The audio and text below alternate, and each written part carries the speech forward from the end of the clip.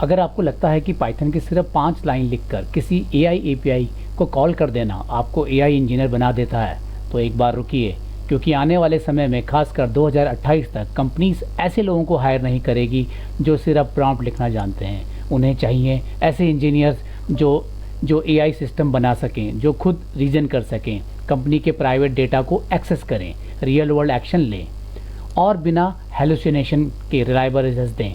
तो आज इस वीडियो में आपको दिखाऊंगा कि असली एआई प्लेटफॉर्म इंजीनियर बनने का पूरा रोड मैप आखिर कैसे दिखता है।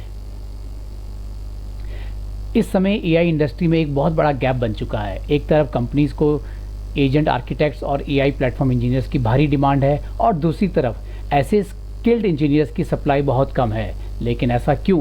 क्योंकि आज ज़्यादातर कोर्सेज सिर्फ प्रॉम्प्ट इंजीनियर तक ही सीमित हैं। वो आपको चैट जीपीटी से सवाल पूछना सिखाते हैं, लेकिन एंटरप्राइज लेवल पर एआई सिस्टम बनाना नहीं।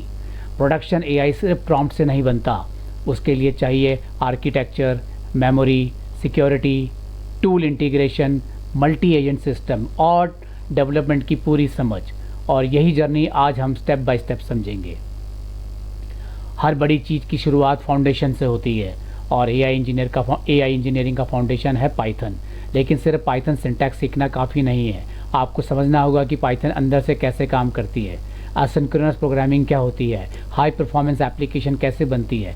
इसके बाद आता है अगला बड़ा कदम, अपने खुद के लोकल मशीन पर open source large language model को चलाना। यानी आप सिर्फ किसी क्लाउड एपीआई पर डिपेंड नहीं रहते, आपका अपना मॉडल, आपका अपना डेटा और पूरा कंट्रोल आपके हाथ में होता है। लेकिन यहाँ भी एक बड़ी समस्या है, एक अकेले लार्ज लैंग्वेज मॉडल कभी भी आपकी कंपनी का इंटरनल नॉलेज नहीं देती। अगर आप ऐसा उससे पूछेंगे, company policy, internal reports, financial documents या प्राइवेट नॉलेज, तो यह वह गैस करेगा और एंटरप्राइज में गैस करना सबसे बड़ी गलती होती है।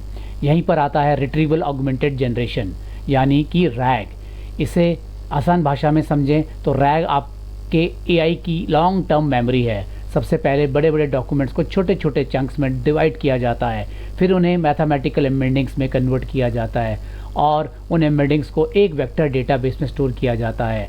जब कोई क्वेश्चन आता है तो पहले डेटाबेस से ही इंफॉर्मेशन निकलती है, फिर उसे एविडेंस के आधार पर आंसर जनरेट करता है। अब आपका एआई गेस नहीं करता बल्कि प्रूफ के साथ जवाब देता है। लेकिन सिर्फ नॉलेज होना भी काफ़ी नहीं है।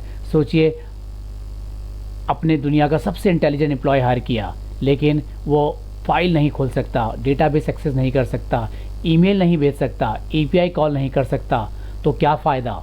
यहीं पर आता है मॉडल कंटेक्स्ट प्रोटोकॉल यानी एमसीपी। अगर आसान शब्दों में कहें तो एमसीपी आपके एआई को हाथ देता है।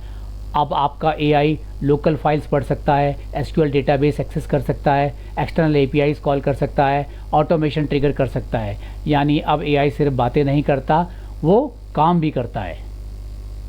अब मान लीजिए आपको एक एआई एजेंट को बहुत सारे काम दे दिए, रिसर्च भी वही करेगा, कंप्लायंस भी वही करेगा, रिपोर्ट भी वही बनाएगा, अप्रूवल भी वही संभालेगा। कुछ समय बाद वो कंफ्यूज होने लगेगा, टास्क भूलने लगेगा, लूप में फंस जाएगा और पूरा वर्कफ्लो स्लो हो जाएगा।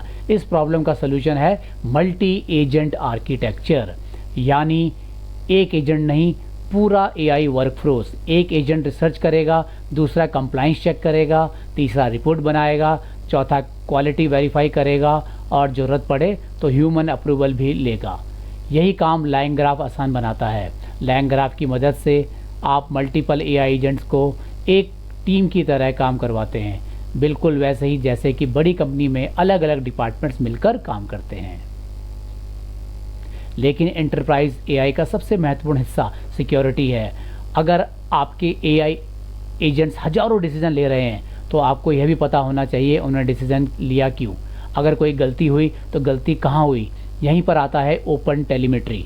ओपन टेलीमेट्री हर एक्शन, हर एपीआई कॉल, हर डिसीजन, हर रीजनिंग स्टेप को ट्रैक और लॉग करता है, यानी पूरा ऑडिट ट्रायल तैयार करता है। इसके बाद आता है रोल बेस्ड एक्सेस कंट्रोल। इसका मतलब हर एजेंट सिर्फ वही डेटा देख सकता है जिसकी उसे परमिशन है। फाइनेंस वाला एजेंट एचआर डेटा नहीं देख सकता और HR वाला एजेंट इंजीनियरिंग डेटा एक्सेस नहीं कर सकता। और आखिर में पूरा सिस्टम कुबरनेटिस पर डिप्लॉय किया जाता है। कंप्लीट ओनरशिप, मैक्सिमम सिक्योरिटी और पूरा इंफ्रास्ट्रक्चर आपके कंट्रोल में। यही चीज़ हॉबी प्रोजेक्ट्स और एंटरप्राइज AI के बीच सबसे बड़ा फ़र्क पैदा करती है। जब आप ये सारे कंपोनेंट सीख लेते हैं तो आखिर में आता है सबसे बड़ा चैलेंज, एक complete sovereign multi agent intelligence platform बनाना। इस प्रोजेक्ट में आप local LLM, RAG, vector database, MCP, LangGraph, open telemetry, security, monitoring और कुबरनेटिस डिप्लॉयमेंट सबको एक साथ जोड़ते हैं और आखिर में आपके पास होता है एक production ready enterprise AI platform.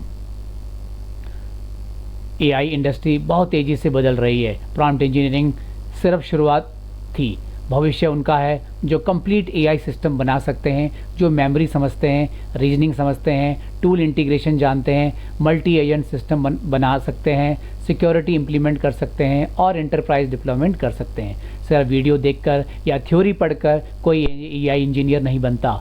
Mastery सिर्फ एक ही तरीके से आती है, बिल्ड करके, प्रोजेक्ट बनाकर, लैब्स कंप्लीट करके, एक्सपेरिमेंट करके।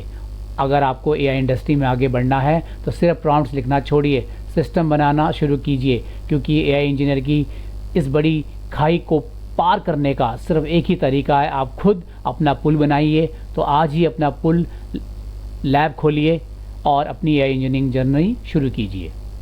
अगर आपको ये वीडियो पसंद आई तो वीडियो को लाइक ज़रूर करें, चैनल को सब्सक्राइब जरूर करें और बेल आइकन को दबाना मत भूलिए, क्योंकि आने वाले वीडियो में हम agentic AI, RAG, LangGraph, MCP, LLMs, enterprise AI और प्रोडक्शन AI सिस्टम की पूरी प्रैक्टिकल अप्रोच के साथ सीखेंगे। धन्यवाद, मिलते हैं अगले वीडियो में।